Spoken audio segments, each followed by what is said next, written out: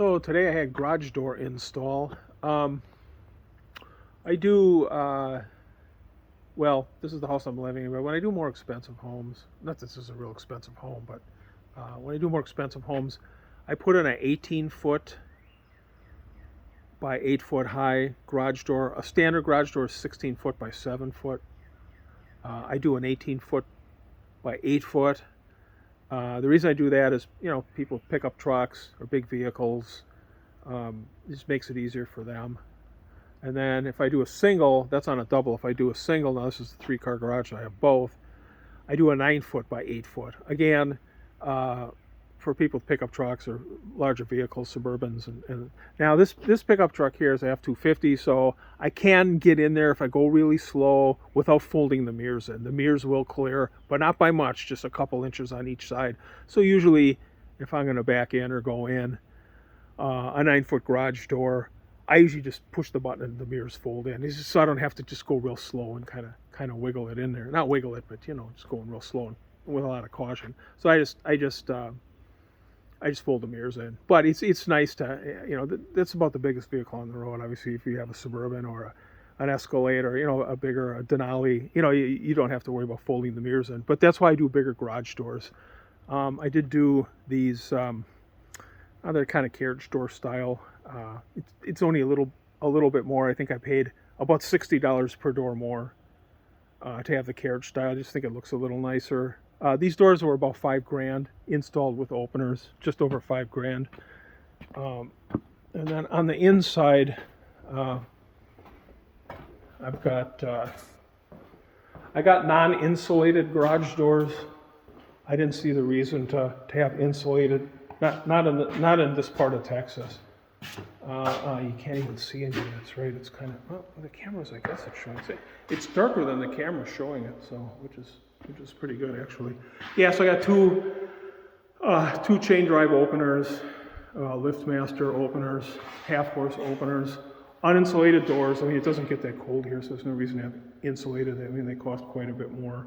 I don't know how much more it would be. I don't usually put garage doors in this early, but I just want to be able to bring some stuff in here, in the garage, and secure it. Now I've got the painters coming tomorrow, and they're going to paint.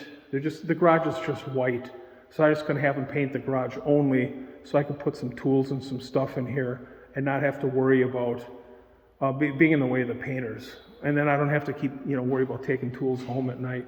Well, this is a guard-gated subdivision anyway, but I don't have to worry about keeping stuff in here, so I haven't put the garage doors on a little earlier than I normally do in the construction process. Because I'm gonna start on the interior trim probably tomorrow, maybe the day after tomorrow, and then I'll be able to keep stuff in here, use this garage kind of as a storage area. Because the rest of the house is locked up. I've got all my exterior doors. I buy temporary locks. I buy them all keyed the same. So I buy this Kwikset deadbolts, and I buy the double cylinder ones. I buy the ones that you need a key on both sides. That way, if somebody breaks a window, they can't just reach in and open the door. I had one time I was building a house in California. It was kind of a little bit rural, and somebody tried to break in at night, and they thought that they could stick something through the lower hole and twist that button. They didn't realize it was a double cylinder. And at that time I had kitchen cabinets in there. So I don't know if they were trying to steal kitchen cabinets. They were in, but they weren't installed. They were in the house. And they never got the door open. But I could see that they had tried sticking something in there, and then they damaged the heck out of the door. They tried prying it open. They couldn't.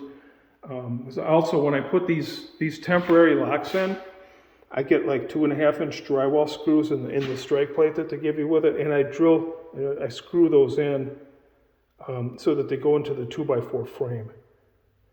So if somebody's going to break in here, I mean, yeah, sure, it's possible if you try hard enough, but it's going to be really tough. And I also use I'll use like 2-inch screws going into the door, not the little ones that they give you. But anyway, yeah, so I get them, they're all keyed the same. They have when you buy like Kwikset brand, they'll have like it's like a 5-digit code on the box. I think it's a 5-digit code. Anyway, If you want to know if they're keyed the same, like if you go to Home Depot, like I bought these at Home Depot, you just look at the boxes, make sure that all the codes are the same. If the 5 digits are it's either 5 or 6. I think it's 5 digits because they have 5 tumblers, right? So anyway, it's a 5 or 6 digit code, whichever one it is. If all the numbers are the same, that means they're keyed the same. So usually when they come from the factory, they come in a box of 10 or whatever it is. They're it's like a display box. You know how there's display stuff at Home Depot, right? So each lock is in its own clear plastic package, but then those packages are in a long box for display purposes. Just look at the numbers, and if you get all the numbers the same, then all those locks should be keyed the same. That way you're just screwing around with one key. And I use these locks over and over again. So I've got several sets of these I use on my houses when they're under construction. I always use a double cylinder. It's just more protection. I mean, now I got a window like this. Yeah, obviously you could break it and make a lot of noise, or break a window and get in and out that way. But I mean, most people when they want to steal something, they don't want to break glass and make a lot of noise. So anyway, yeah. So that's kind of what I did here. So now the house is secure, and I'll be ready to start on the trim. So anyway, so that's kind of today's little quickie on garage doors. You're going to pay a little more for those bigger sizes, but like I said, if you're building your own house, or if you're building a higher end house, or if you're building for somebody, maybe they didn't think about it, look to the bigger garage door sizes depending on the vehicles that they have and what their budget is. Like I said, these 2 doors installed with openers are just over like $5,050 or something like that. I did pay a little more for the so-called carriage look versus your regular panel doors. But anyway, so that's about the cost of them. I mean, if they were smaller doors, probably, I think for a 16 by 7, just a 16 by 7 installed with an opener is about $1,500, right? So then let's say you would take another $800 or $900 for the single one, you'd be at maybe $2,400, right, or $2,500 for both of these doors, for example. So you're paying about double for that bigger size, but like I said, it's worth it. So anyway, that's a little garage door and house securing tutorial. All right, back to work.